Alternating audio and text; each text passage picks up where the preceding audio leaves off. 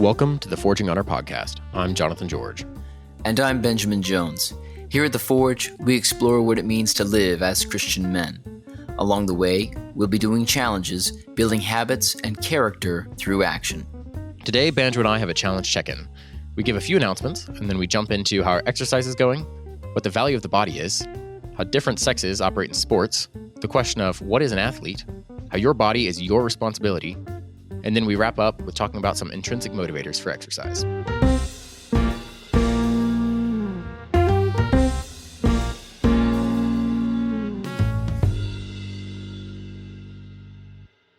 All right, it's challenge check-in time. As a reminder, challenges last for 6 weeks. They are simple daily tasks to grow us as men. And our current challenge is to exercise for at least 15 minutes every day.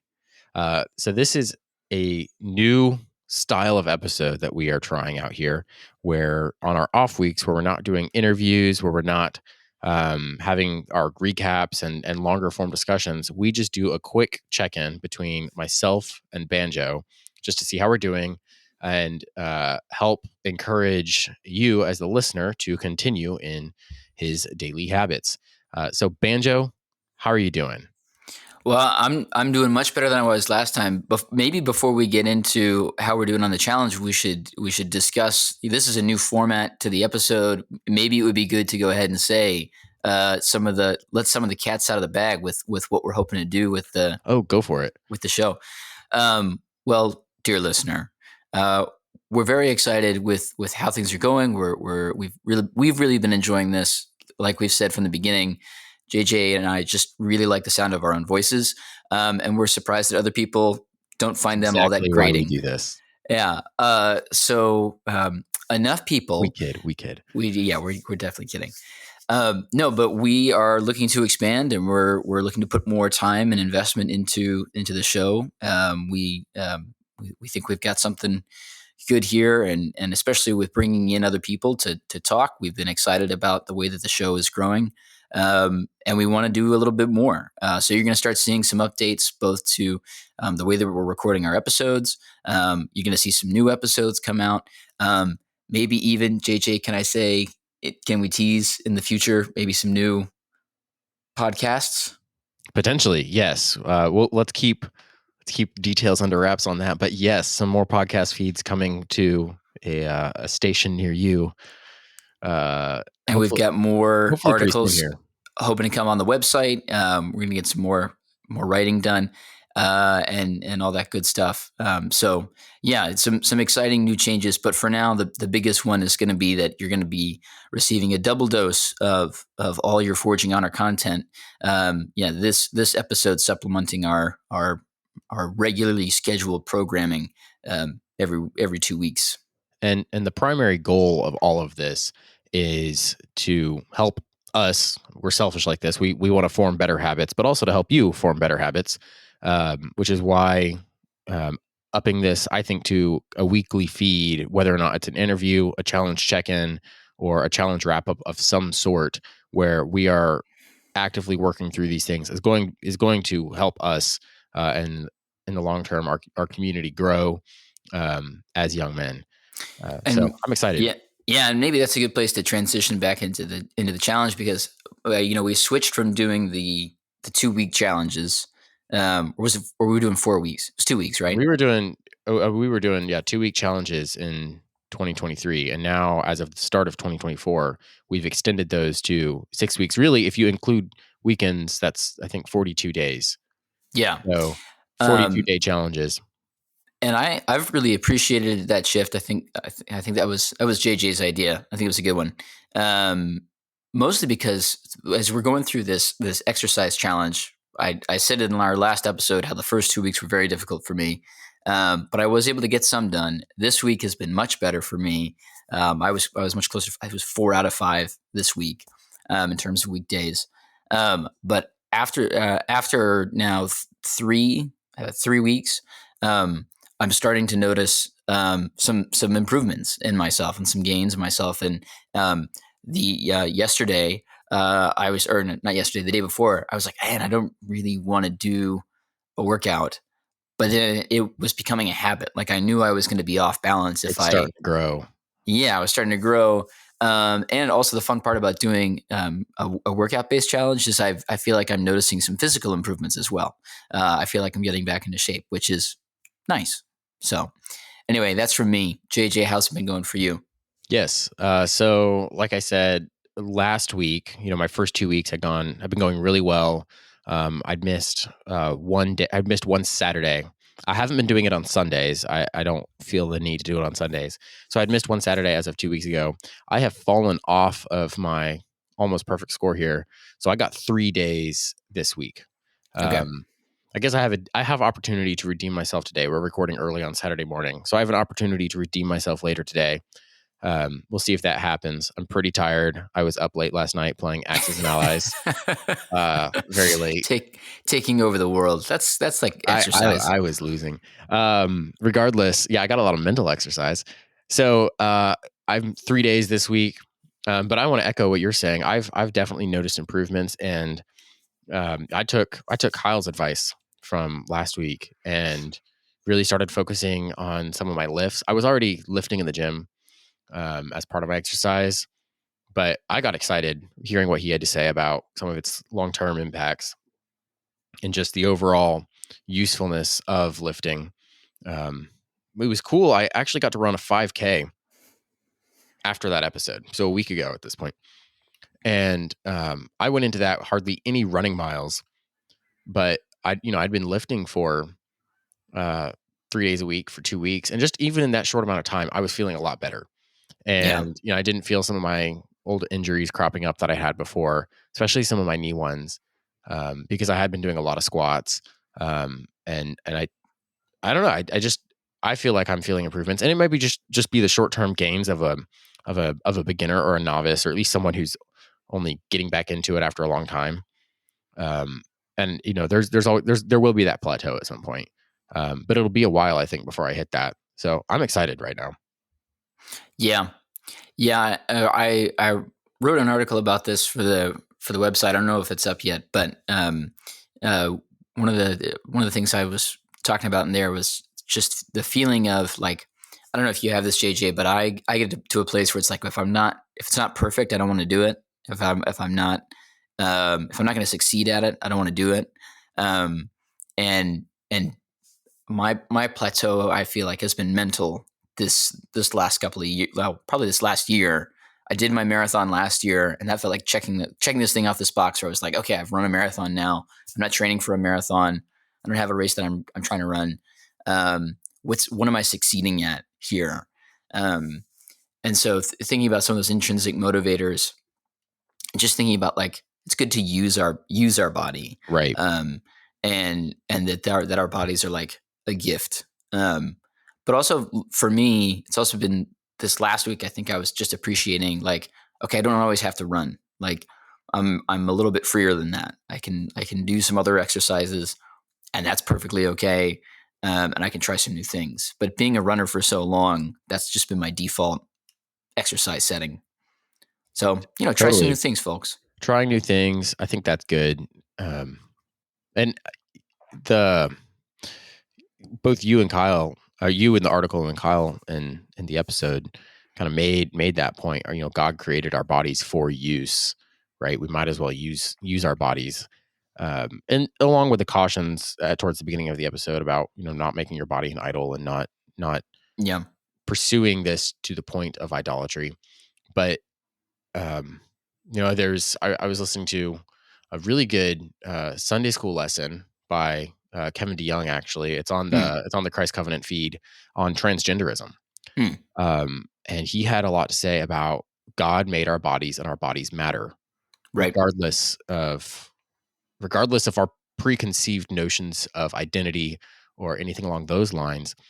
And I was immediately thinking, oh, we had this conversation about how our bodies matter, right? We were talking about Yeah. it in the context of exercise, but it's more than that, right?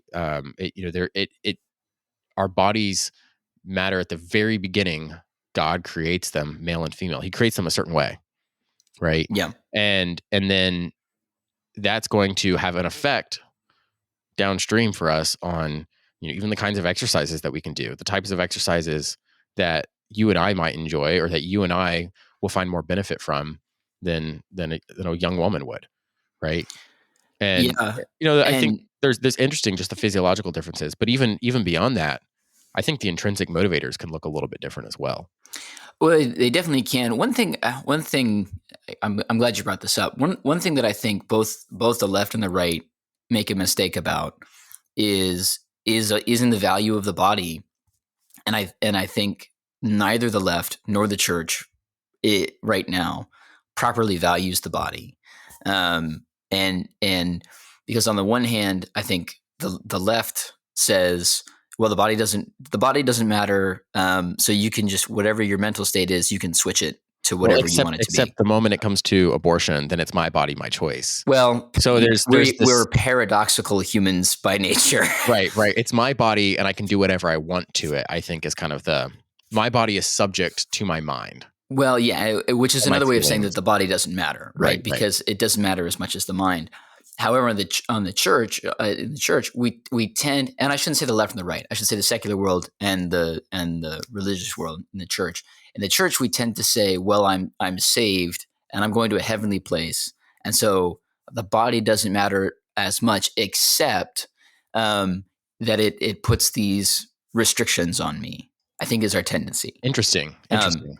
which is to say, like, okay, well, you have been given a man's body, so you have to live this way, and you've been given a woman's body, and you have to live this way. And I think that's wrong. Um, outside of the bounds of, we can talk about it in marriage, we can talk about it in church, in church leadership, and that kind of thing. I think we take those concepts that are specific to those areas, and we throw them out into the wider world, because we don't actually understand what our bodies are for, and that they're good. Church historically has really struggled with this, kind of all throughout church history. But I think the way that this plays out is like, well, um, we have sort of the same gender stiffness that the left does.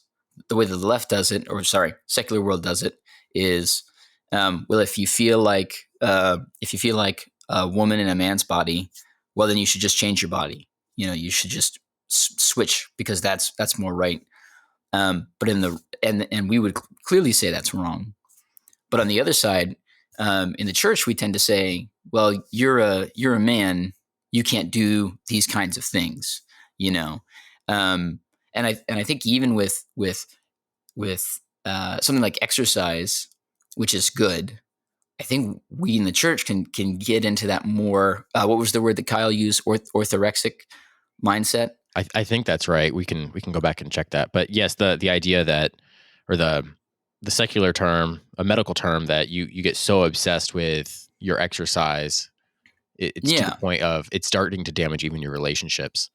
yeah, and I think we can fall into that trap a little bit in the church, where there's there's a, a thought that there's a right ultimate use of the body in a particular way, or that it has to look a certain way. So one of the things I always think about is statistically over time, over the size of the race, um, men and women, in terms of running, right? The shorter the Right. distance, men tend to dominate those races. But what's interesting, as you expand the size of the race, the length of the race, um, the distance between men and women shortens, to the point that in ultramarathons, uh, women are just as likely, and in some cases more likely, to win an ultramarathon race than men. Um, but I think in on the right, or on the yeah in the church, I think there's some uncomfortableness with that. Like that That I specific fact, or just the fact that there are some things women would be physiological superior at. Yeah, or I think not even better at, just that we don't give um, we don't give kind of this freedom to exercise to both men and women. I think that exercise becomes like a manly thing. Oh, You I know what I see. mean? I see. Instead of like a human thing. And I think if we want to talk about how should we exercise as men, which is, I think, a good thing to talk about, because men and women are different, and so the things that we exercise should be different. Right, right. Well, I you think you we said should, like the sprints, for example, if that's yeah, something men are going to be better at and something that maybe you benefit from physically as a man more so than a yeah. woman, you might want to lean into that. But it also doesn't mean you can't run ultra marathons, right? Right, It's right. it's just like there's some stereotypes that I think we still have. That's like, well, men in every physical category should be better when that's not Right. exactly true. And all that to say, like, I think we can get into these kind of, pardon the pun, binary metrics, or binary expectations of what exercise or what masculinity is going to look like, and femininity. And I think there's more grace there. So like, Sure. um, trying to think of a good example. I don't know. Like, if a guy wants to be a ballet dancer, that's not a traditional, quote unquote, like manly thing. Well, except that ballet was invented by men exclusively for men until women came along and decided they wanted a part of it. Well, let's go reclaim ballet, JJ. You put on the point shoes first. Yeah, sure. Well, actually, so that's an interesting point. My wife teaches ballet and has been in ballet for a long time, and she has pointed out to me that there is a problem of, um, you know, I don't know the history of this, but at least the studios she has been a part of have been abandoned by men and especially Christian men, so that Mm, the men that are there in the ballet studios are representative of a very very secularized world, and yeah, you can imagine what that looks like. Um, and she's mentioned to me before she's not she's not sure how this would happen or what this looks like or how you even go about reclaiming this, but there's an art form that has been left to the world for the most part, right. right? And but there should be some kind of reclaiming of that, or we're reformed, a reformation of that. um Sure. Puns. At any rate, you get the idea, and I think that's in the world of the arts, which is it's a very physically demanding form of art. But I think I understand what you're saying as far as like, yes, we can start to um maybe Kevin DeYoung mentioned this in that Sunday school lesson I mentioned. We can start to confuse the actual biological differences Yeah. with the cultural differences between the Yeah. sexes. Um, in a common one that's pointed out is in America, it's generally not okay for men to wear skirts or Hmm. dresses. Like that's not considered a manly thing. You go to Scotland, and what we see is a skirt. It's a kilt. It's a very manly thing, right? Totally different. Yeah. So, but that's a cultural distinction Yeah. rather than a biological distinction. So he pointed out the cultural distinctions do exist. Hmm. And where those cultural distinctions exist, men should endeavor to dress and act like men in their culture. And women should endeavor to dress and act like women in their culture. Right. So, and in his opinion, that's the biblical response to Sure. that, Yeah. right? We can't go and say, well, all men should wear suit and ties all the time. Well, All the time. in some cultures, men don't wear suits and ties, right? That's fine. But whatever that culture, if you're visiting another culture and men dress a certain way, you should endeavor to look, because you're a man. You should endeavor to look like that and act like that. So you make that distinction, and then you have to match up to those expectations within your culture, I think. So then the question then is, in America, how much emphasis can be placed on those cultural distinctions, which we're getting away from exercise here, so we got to bring this back somehow in our last few minutes. Yeah. No, I think, I wonder about how, well, I don't, how were you raised, JJ, in terms of athletics and exercise? What was your starting place? Like, was it you? It was You're watching football, and you didn't watch football. You're not no, a I didn't football really watcher. watch many sports. I enjoyed watching sports. My father enjoyed watching sports well enough, so if they were on at someone's house or something, we would watch. But we saw it purely as hobby, right? Yeah. Um, Athletic pursuits in my mind were not something you necessarily did, and that didn't happen until high school when I went, oh, it's an option to be an athlete, right? And so, Yeah.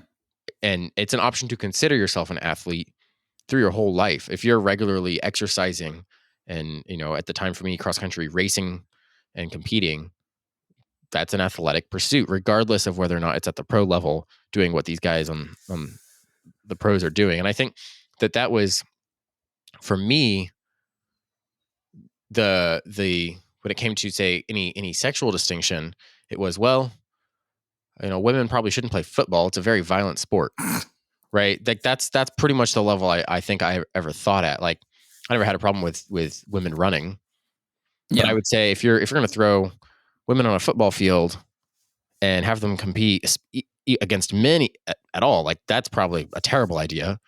And then even against each other, like, I don't know, it just doesn't seem like a very ladylike thing to do. Like, and I was raised in a household where there were the gentleman activities and the ladylike activities, right? And Yeah. you had to correspond in some sense.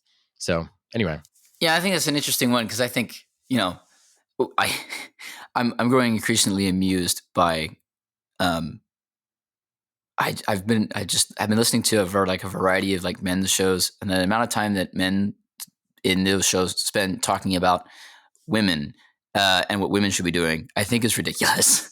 it's fair. Yeah, we've gotten down that rabbit hole a little bit. Yeah, and this is a men's show. You showed up to hear two guys talk about like how Christian men should live.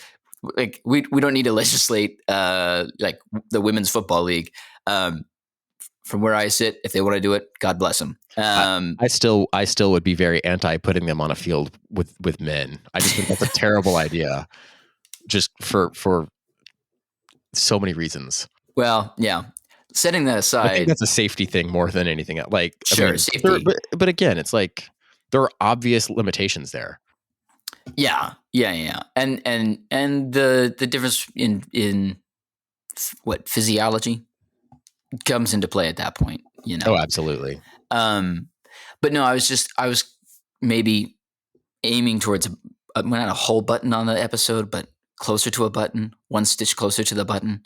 Just thinking about like what you're talking about as you grew up with sports as a hobby, and you had that transition of thinking of an athlete as something.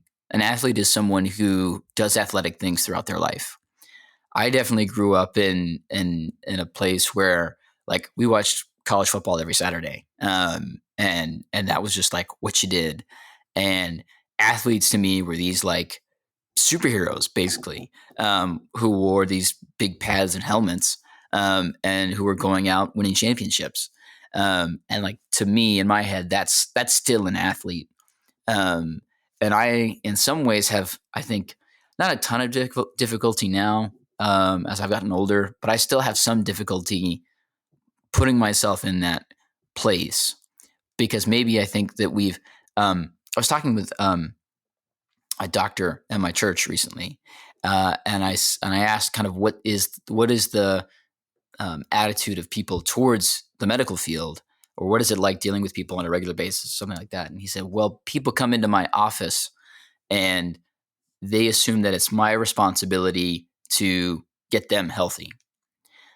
So we walk into the doctor's office with all these sorts of things. They haven't been taking care of their body. They haven't been maintaining their body in any way.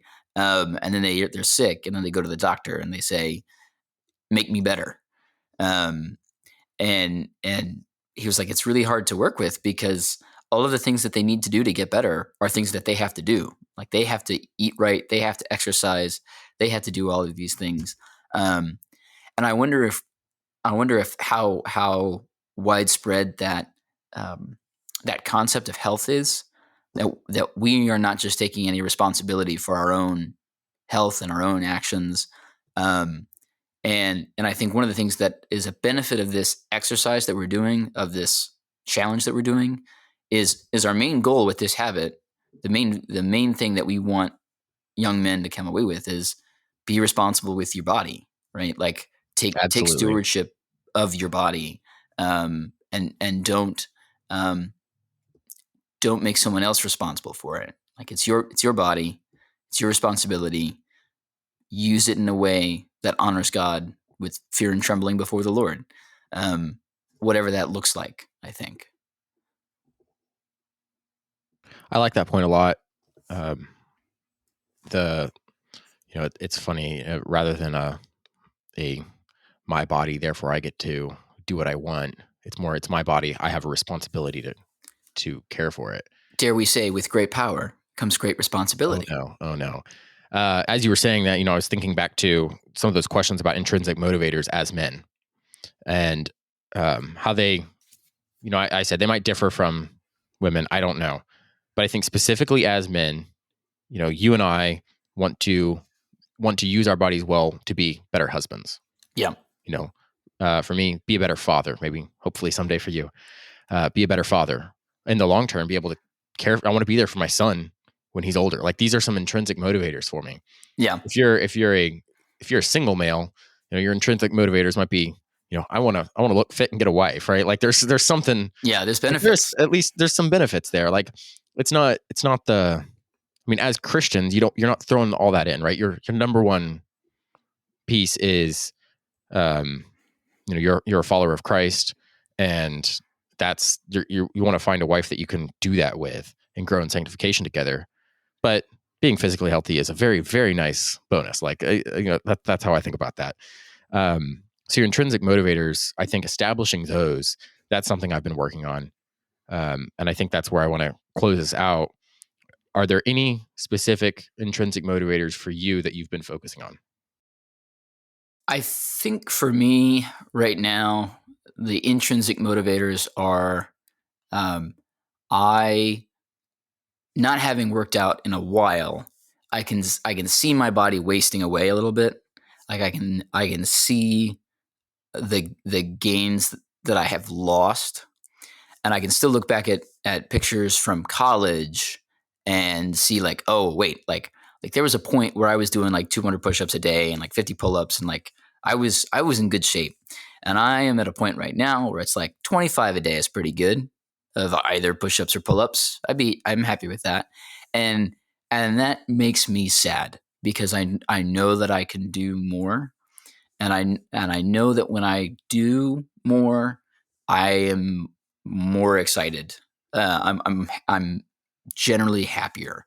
And I still want to be able to do things like, there's a race in September that I know I want to do. There's a half marathon in September I want to run. And I'm not just gonna. If I just start training in July, that's gonna be a nasty race. Right. Like, I need to start working on that now.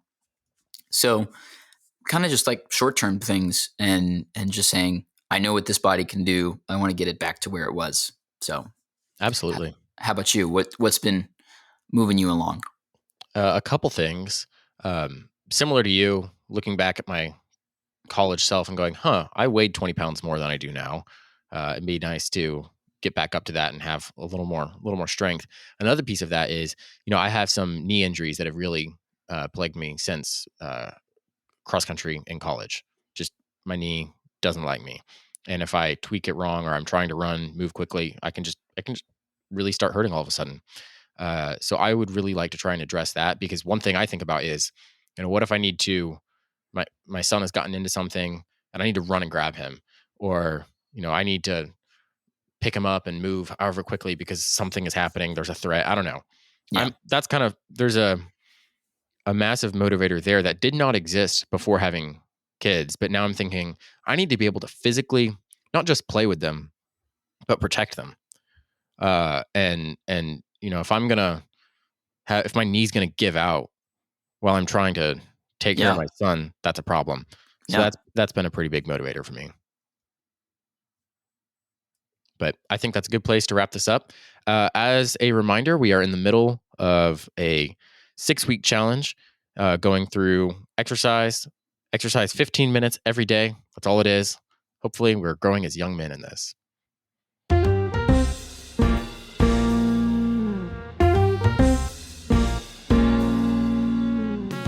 This has been the Forging Honor podcast. Music and production is by Elliot George. For more information about what we do, or to learn how to get involved, visit our website at forginghonor.com. If you enjoyed the show, make sure to like, subscribe, and give us a rating to bring others into the Forging Honor journey. On our website, you'll find information about our Patreon, articles, as well as links to the many resources we mentioned in the show. Thanks for taking the time with us today. We hope you'll take up the work alongside us and join us in the task of forging honor. We'll see you next time.